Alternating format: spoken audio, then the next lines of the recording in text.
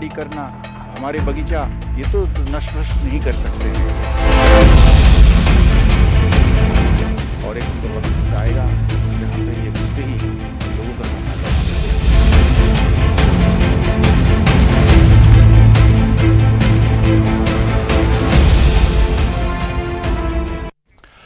नमस्कार, बहुत स्वागत है। आप देख रहे हैं जेकेएलएच प्राइम टाइम। मैं हूं आपके साथ अबू हुरैरा। जम्मू कश्मीर में अब आतंकियों की उल्टी गिनती शुरू हो चुकी है। जी हां, डीजीपी आरआर सोहैन ने न्यूज 18 जेकेएलएच से एक्सक्लूसिव बातचीत में कहा है कि अब जम्मू कश्मीर में कुछ विदेशी आतंकवादी बचे हैं या विदेश से ट्रेनिंग लिए हुए कुछ आतंकवादी बचे हैं, उन्हें खत्म करने के प्रयास जारी है। उन्होंने कहा कि राजौरी और पुंछ जिलों में कुछ आतंकवादी अपने कायरतापूर्ण हमलों से अपने नापाक मंसूबों में सफल नहीं हो सकते और हम अंतिम लड़ाई तक एक तरह से जीतेंगे और अंतिम लड़ाई भी अब जीतेंगे। आपको बताते चलें कि जम्मू कश्मीर आतंकवाद में बड़ी अब एक तरह से कमी आई है जम्मू कश्मीर में। लेकिन साल 2023 के अगर हम आंकड़ों की बात करते हैं तो जम्मू कश्मीर में जम्मू रीजन में जरूर आतंकी घटनाएं साल 2023 के आखिर में हुई हैं, लेकिन और इन आतंकी हमलों के बाद एक तरह से सवाल भी खड़े हुए थे। लेकिन यह भी सच है कि साल 2023 में आतंक को बड़ी चोट पहुंची है, बड़ी चोट जम्मू कश्मीर में लगी है। आतंक 2023 के अगर आंकड़ों की हम बात करते हैं तो आतंकियों की भर्ती में ही 80% एक तरह से गिरावट देखने को मिला।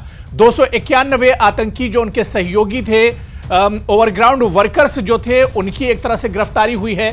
170 करोड़ से ज्यादा की आतंकवादी और इनके सहयोगियों की जो संपत्ति है वो एक तरह से कुर्क की गई है। 8000 फर्जी सोशल मीडिया खातों की पहचान हुई है। तो अब ये कुल मिलाकर कहा जा सकता है, या डीजीपी का जो बयान है कि आतंकवाद का जम्मू कश्मीर से नामो निशान मिटने वाला है और बहुत जल्द जम्मू कश्मीर से इनका खात्मा होगा। आज इसी पर चर्चा करेंगे। बहुत खास मेहमान मेरे साथ जुड़ रहे हैं। हमारा ताकत अपने लोग हैं, अपना पुलिस है, यूनिवर्सिटीज, हमारे कोर्ट्स, हमारे खेतीबाड़ी करना, हमारे बगीचा, ये तो नष्ट नहीं कर सकते हैं वो। और एक वक्त आएगा जहां पे ये घुसते ही लोगों का सामना करना पड़ेगा।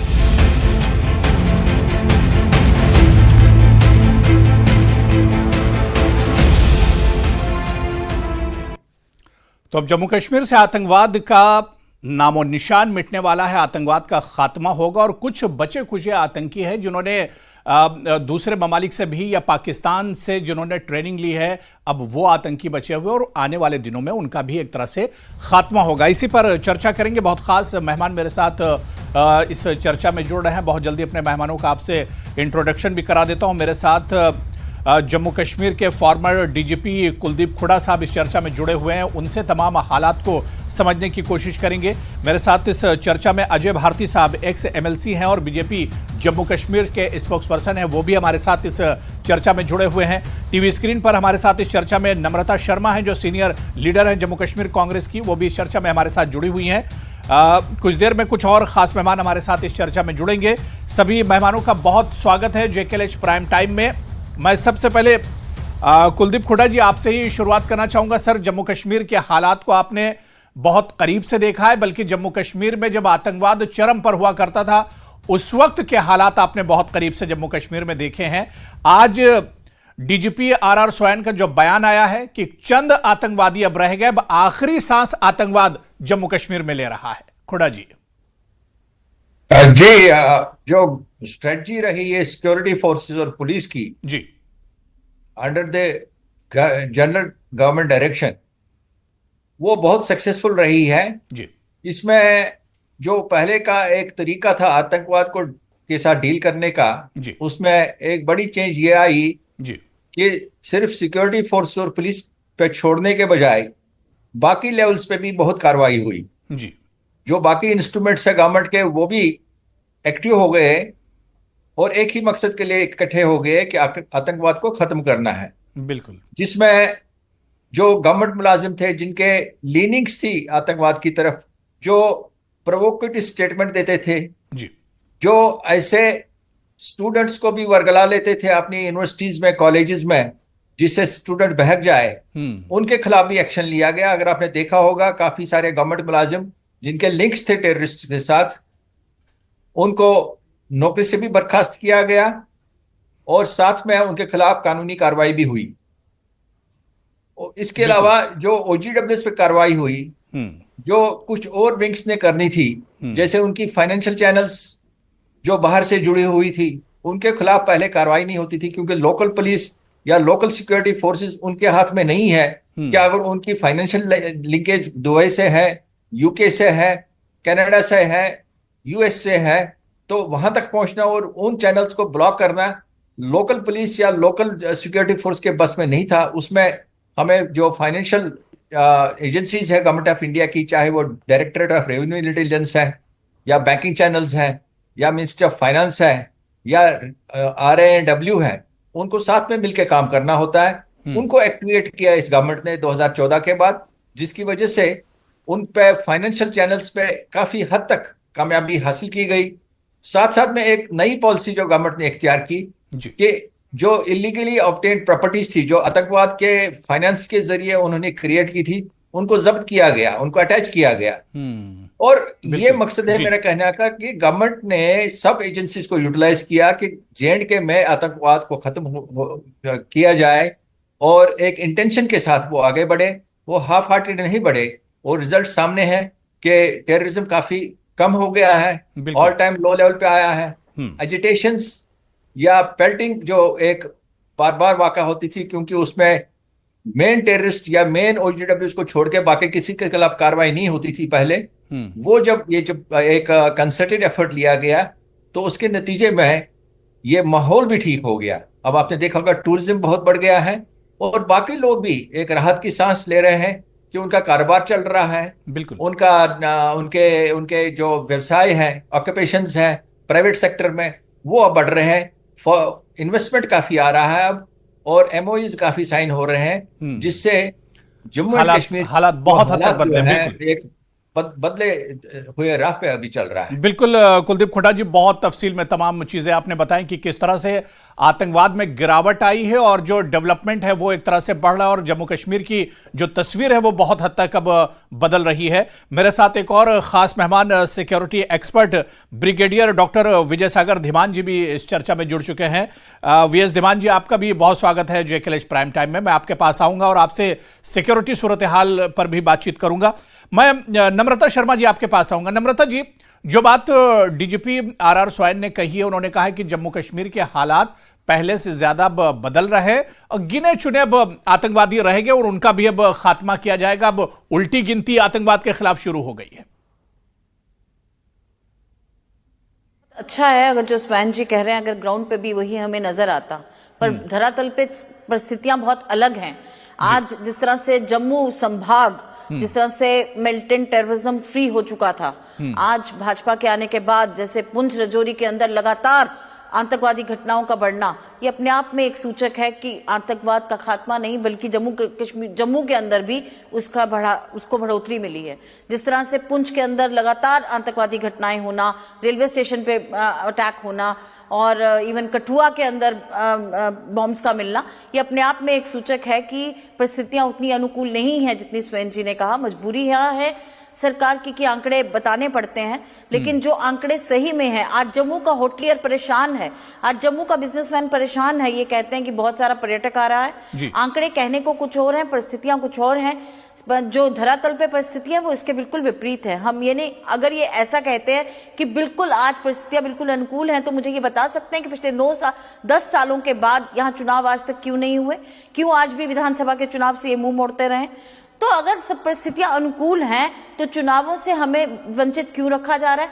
तो कहीं ना कहीं अंतर मन में ये भी जानते हैं कि परिस्थितियां उस तरह की नहीं है। जिस तरह से सिलेक्टिव किलिंग का दौर हमने पिछले साल देखा, पिछले वर्ष 2023 के अंदर एक चुन चुन के और धर्म के आधार पे उनको वहां गोली से भून दिया गया, तो ये कहते हैं कि वहां पे आज आतंकवाद खत्म हो गया। इस तरह से तो तब भी नहीं हुआ। चलिए अजय भारती जी से इसका जवाब ले लेता हूं। ठीक है अजय भारती जी, देखिए क्योंकि नम्रता जी कांग्रेस से आती हैं, अपोजिशन से आती हैं, शायद इस वजह से ऐसी बात कर रही हूं, लेकिन वो कह रही हैं कि जो चीजें कही जा रही हैं धरातल पर वो चीजें नहीं है, जमीनी हकीकत ऐसी नहीं है। पाकिस्तान बहुत बड़ा फैक्ट्री बन चुका है। अबू हुरैरा साहब, मुझे उम्मीद है कि अब कांग्रेस की प्रवक्ता मेरे को डिस्टर्ब किए बगैर बोलने देंगी।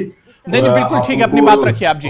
जी, नम्रता जी सुन लीजिए। नम्रता जी देखिए, नम्रता जी जो बातें आपने कही उसका जवाब अजय भारती जी दे रहे हैं, उनको सुन लीजिए फिर जवाब दीजिए उनका। जी, मुझे लगता है कि एक तो हमारे एक्स डीजीपी खोड़ा साहब ने बहुत ही बेहतरीन तरीके से सिक्योरिटी एस्पेक्ट को बताया, लेकिन मैं याद दिलाना चाहता हूँ नम्रता जी को कि पिछले शायद हमारी आवाज नम्रता जी तक नहीं पहुंच रही, वो सुन नहीं पा रही। वो उनका स्वभाव है, उनका स्वभाव है नहीं चुप रहेंगे, वो मुझे मालूम है। तो जब रावत साहब ने, जो हमारे एक्स सीडीएस थे, उन्होंने जब कहा कि हमें 2.5, नम्रता जी मेरी आवाज क्या आप तक पहुंच रही है? नम्रता जी मुझे सुन पा रही है क्या? किस तरह से चलेगा? नहीं, नम्रता जी का थोड़ा सा ऑडियो डाउन कर दीजिए, शायद हमें सुन नहीं पा रही है। अब जो सवाल नम्रता जी आपने किए उसके जवाब अजय भारती जी दे रहे हैं, उसे सुन लीजिए, फिर मैं आ रहा हूं दोबारा से। अजय भारती जी आप कंटिन्यू कीजिए आप। नहीं, यही मेरा कहना था कि जो पिछले बार बिपिन रावत जी ने कहा कि हमें 2.5 फ्रंट पर लड़ना पड़ता है, उसका ये 0.5 वाला एक एस्पेक्ट ये भी है कि जो यहाँ की अनफॉर्चुनेटली कहना पड़ता है कि जो हमारी अपोजिशन पार्टीज है, खासकर कांग्रेस पार्टी, उनको यहाँ पर जम्मू कश्मीर में पीस रास नहीं आता है, क्योंकि वो भी कहीं ना कहीं इस कॉन्फ्लिक्ट के बेनिफिशरीज रहे हैं। उनको कंटेन करना था, एक लेवल तक हम टेररिज्म को कंटेन करें और मैनेज करें, और अपने जो उनके चहेते हैं वो सरकार में बने रहे, ये उनका स्वभाव था, उनका नीति थी। मेरे हिसाब से खोड़ा साहब ने बहुत ही ब्यूटीफुली कहा कि अब टेररिज्म को समाप्त करना है, टेररिज्म को कंटेन नहीं करना है, इसलिए उसका जो इकोसिस्टम है उसको भी समाप्त करना, उसमें जो भी मददगार है। फिर मैं पिछली बार हमने देखा है कि जो आर्मी से, खासकर सिक्योरिटी से जुड़े हुए नम्रता जी को बता दीजिए, शायद हमारी आवाज उन तक नहीं जा रही, कंटिन्यू वो अपनी बात रख रही हैं। जी, वो नॉन स्टॉप बोलेंगे, उनका स्वभाव है। तो चीन और पाकिस्तान की जुगलबंदी, क्योंकि वो जो अपनी इंटरनल क्राइसिस में जिस तरह से मुब्तला है, जिस ढंग से उनको अंदर करे, तो इसलिए वो भारत को कंटेन करने, भारत की आगे बढ़ने की मूवमेंट को, प्रोग्रेस को रोकने के लिए वो दोनों मिल रहे हैं। इसलिए चीन और पाकिस्तान की जो मिला जुला, और इसमें जिस प्रकार से पीछे हमारे आर्मी चीफ साहब ने कहा था कि इसमें रिटायर्ड जो आर्मी के लोग हैं पाकिस्तान के, उनके भी इन्वॉल्वमेंट की जो पुंछ रजौरी में है, तो हमको मानना पड़ रहा है। जिस प्रकार से आज डीजीपी स्वैन साहब ने कहा कि 90% of terrorism is originating from outside Jammu and Kashmir, यानी बाकी देशों से। लेकिन इस सरकार ने मल्टीपर्पज, मल्टीफैसेटेड अप्रोच लिया है, जिसमें यहां के नौजवानों को एंगेज करते हुए, ताकि वो टेररिज्म की तरफ रागिब ना हो, उनको एक अच्छा एम्प्लॉयमेंट अपॉर्चुनिटीज और बाकी पॉजिटिव एक्टिविटीज में इन्वॉल्व किया जाए। यहां पर नम्रता जी कह रहे हैं कि उन्हें धरातल पर कुछ नजर नहीं आ रहा है, जो आंकड़े बताए जा रहे हैं वो सही नहीं है, वो मजबूरी के आंकड़े हैं।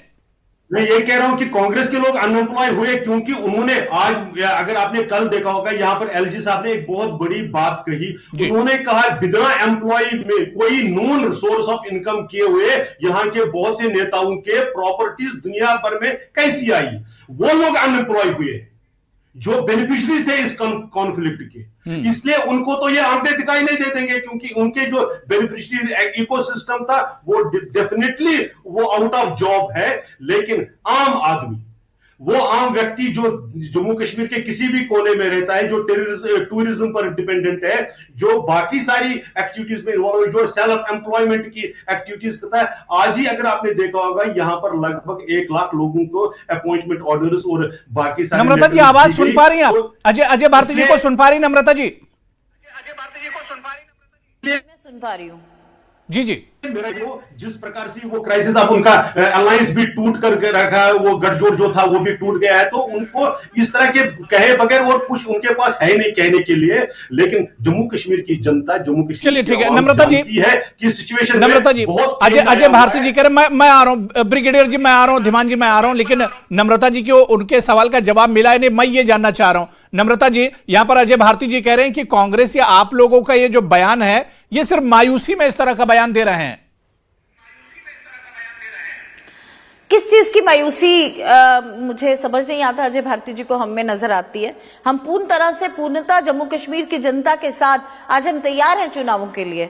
चाहे असेंबली चुनाव नहीं करवा रहे, लेकिन पार्लियामेंट चुनावों के लिए कांग्रेस यूनिट पूरी तरह से तैयार है। हमारे जो जनरल सेक्रेटरी इंचार्ज हैं, अभी उनका दौरा था भरत सिंह सोलंकी जी को, और कितना भव्य स्वागत उनका विभिन्न कॉन्स्टिट्यूएंसीज के अंदर किया गया।